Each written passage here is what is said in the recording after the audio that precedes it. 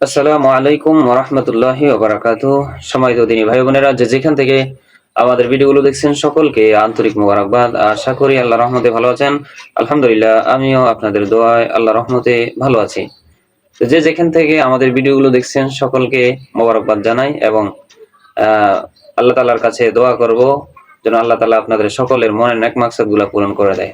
আজকের আলোচনার বিষয় হলো, আপনাকে কেউ জাদু করেছে কিনা অথবা কেউ কুফরি করেছে কিনা এটা কিভাবে জানবেন, এবং কিভাবে হুজুরের কাছে না গিয়ে, খোনারের কাছে না গিয়ে, অথবা যারা তাবিজ করে তাদের কাছে না গিয়ে আপনি নিজে নিজে ঘরে বসে বসে কিভাবে এটা কেটে ফেলবেন সে বিষয়ে আলোচনা করবেন ইনশাআল্লাহ। সর্বপ্রথম বলে নেই, আল্লাহ তাআলা পবিত্র কোরআনের ভিতরে বলেন, অনুনাজ্জিলু মিনাল কোরআনি মা হুয়া শিফাউ ওয়া রাহমাতুল লিল মুমিনিন। আমি প্রায় ভিডিওর ভিতরে এই আয়াতটি পড়ি, আসলে খুব সুন্দর একটি আয়াত। আমি দেখেছি সম্ভবত বাহিরের একটা লোক হবে, আলেম হবে একজন, তিনি যখন কোনো ব্যক্তি জিহ্বা অর্থাৎ গলা মুখে কথা বাজে অথবা কানে সমস্যা হয়, তখন দেখলাম তিনি এই আয়াতটি পড়েন, অনুনাজ্জিলু মিনাল কোরআনি মা হুয়া শিফাউ ওয়া রাহমাতুল লিল মুমিনিন ওয়া লা ইয়াজিদু যালিমিনা ইল্লা খাসারা। এই আয়াতটি পড়ে পড়ে ফু দেন এবং সুস্থ হয়ে যান। তাইলে তার কোরআনের প্রতি, আল্লাহর প্রতি কত বিশ্বাস এবং কত ভালোবাসা, বুঝতে পারছেন?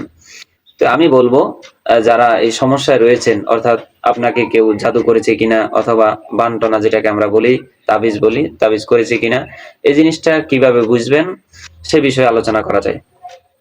রাসূলুল্লাহ সাল্লাল্লাহু আলাইহি সাল্লামের একটি হাদিস বলেন এর আগে। রাসূলুল্লাহ সাল্লাল্লাহু আলাইহি সাল্লাম এক সময় এই রোগে আক্রান্ত হয়েছিলেন, অর্থাৎ এক ইহুদি রাসূলুল্লাহ সাল্লাল্লাহু আলাইহি সাল্লামকে জাদু করেছিলেন। তার 11 জন মেয়ের চুলের খোঁপায়, এই যে কেশ, চুলের খোঁপায় 11টা জাদু করেছেন। রাসূলুল্লাহ সাল্লাল্লাহু আলাইহি সাল্লাম দিন দিন শুকিয়ে যাচ্ছেন, কথা বলছেন না, সাহাবে কেরামদের সাথে হাসি ঠাট্টা করছেন না, কোনো কিছু খেতে পারছেন না। আস্তে আস্তে সকলে দেখলো যে রাসূলুল্লাহ সাল্লাল্লাহু আলাইহি সাল্লাম দিন দিন এমন হয়ে যাচ্ছে কেন। তখন জিবরাইল আলাইহিস সালাম আল্লাহ তাআলার পক্ষ থেকে ওহী নিয়ে আসছেন যে, হে রাসূল, আপনি একটা রোগে আক্রান্ত হয়েছেন, যার কারণে যত আপনি ট্রিটমেন্ট করেন সেগুলা সুস্থ হবেন না। তবে আমি যে পদ্ধতিতে আপনাকে বলে দেই, এই পদ্ধতি যদি আপনি অবলম্বন করেন তাহলে ইনশাআল্লাহ আপনি সুস্থ হয়ে যাবেন। এটা আল্লাহ তাআলার পক্ষ থেকে। সুবহানাল্লাহ। তখন রাসূলুল্লাহ সাল্লাল্লাহু আলাইহি ওয়াসাল্লাম বলেন, কি বলল? যে আপনাকে অমুক ইহুদি জাদু করেছে, আপনাকে অমুক ইহুদি বান মেরেছে। তো রাসূলুল্লাহ সাল্লাল্লাহু আলাইহি ওয়াসাল্লাম বলেন, এটা থেকে আমি কিভাবে পরিত্রাণ পাবো, মুক্তি পাবো? তিনি বলেন যে, এদিকে খেয়াল করেন কিভাবে করবেন। যখন আপনি বুঝবেন আপনার রুচি নষ্ট হয়ে গেছে, যত ওষুধ খান কাজে আসে না, আপনার চেহারা নষ্ট হয়ে গেছে, যত ওষুধ খান, যত কিছু মাখেন কাজে আসে না, আপনার শরীর নষ্ট হয়ে গেছে, আপনার ফিটনেস নষ্ট হয়ে গেছে, যত ওষুধ খান কাজে আসে না, দিন দিন শুকিয়ে যাচ্ছেন, দিন দিন স্মৃতিশক্তি হারিয়ে ফেলছেন, দিন দিন রোগাক্রান্ত হয়ে যাচ্ছেন, খাবার আসে না, দিন দিন মানুষের সাথে কোকরম মেজাজে কথা বলতেছেন, খারাপ ভাষায় কথা বলতেছেন, অর্থাৎ অনেকগুলা কারণে আপনি এই সমস্যায় পড়তে পারেন। যদি এরকম ফেজ মনে করেন বা এরকম যদি সমস্যা মনে করেন, তাহলে আমি এই এখন যে পদ্ধতিটা বলবো এবং যে আমলটা বলবো, এই আমলটা করে দেখেন, ইনশাআল্লাহ আপনি সুস্থ হয়ে যাবেন ইনশাআল্লাহ। রাসূলের হাদিস কখনো মিথ্যা হয় না।